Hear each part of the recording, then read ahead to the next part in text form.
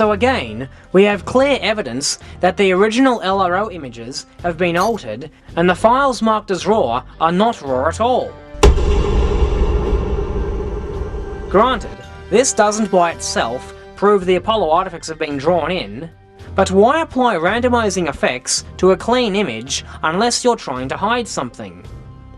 Maybe the reason is that they worried they couldn't make their drawn-in artifacts convincing enough, and so, in the style of Apollo 11, decided to release grainy pictures to the public instead.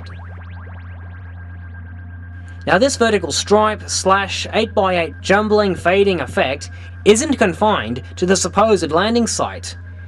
It stretches the entire length and width of every large format RAW image TIFF file, which by the way is 8 times wider and 100 times higher than the supposed landing site areas themselves.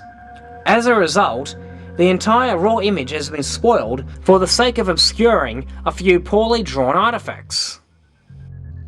Now, as for other LRO photos, they have similar problems when seen close up, so I won't go through them all.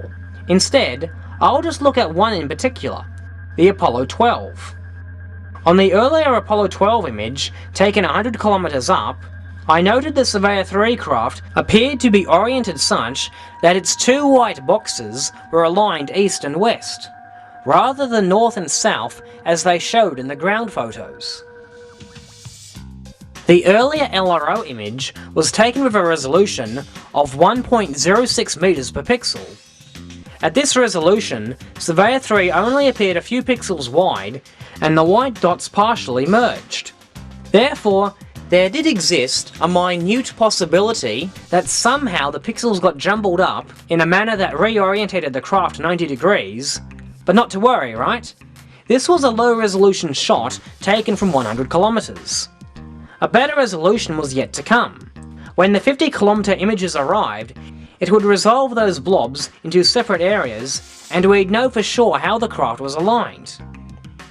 So on November 4th, I was excited to learn that a new LRO image had been returned with double that resolution of 0.49 meters per pixel. I quickly got on the NASA site to access the images. Imagine my surprise when I saw this. A black smudge. The Surveyor 3 craft, with its 2 white boxes, and which showed up so brightly on the earlier LRO image, now looked like the remains of a campfire. Considering that the alleged descent stage is clearly lit up, and adding the fact that this image was clearly taken with the sun almost directly overhead, there appears to be no valid reason why Surveyor should appear as it does. Perhaps the propagandists will have better luck with this one. Let's see. I know. The white boxes were so bright, they overloaded the pixels on the LRO camera and burnt them out temporarily. And, well, whatever. More likely what happened is that someone panicked when the 50-kilometer image showed the Surveyor craft clearly orientated differently from the stage shots and couldn't think of anything better to do than black it out. Well, that about wraps it up. According to NASA, the LRO is now in its final mapping orbit, which means these images are the best quality we're gonna get from now on. So NASA, this is it? This is your evidence that the moon missions were real? All we've seen thus far is clear evidence that you not only installed a terrible camera, you also obscure the photos it takes. If I may quote my friend, Djclyve again, the absolute worst thing to do to somebody is to build up a bunch of hype and then have absolutely no payoff. Still, there's hope.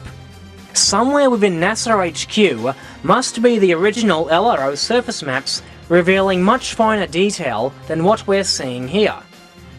Those maps would surely be of great interest to scientists studying the lunar geology, and, dare I say, to both sides of the Apollo fence also. Although, it's anyone's guess whether we'll ever get to see them.